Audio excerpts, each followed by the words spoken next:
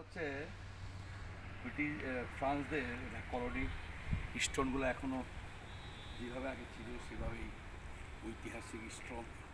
এ হচ্ছে প্যালেসের অংশ।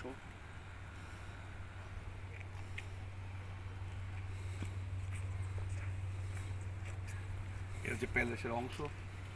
মাদাগাস্কারের একটা নানা রিভোতে আমি আছি, ঘুরে ঘুরে প্যালেস দেখতেছি।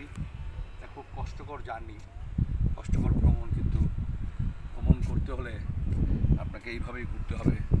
আর এটা হচ্ছে আটকানারিভো শহর।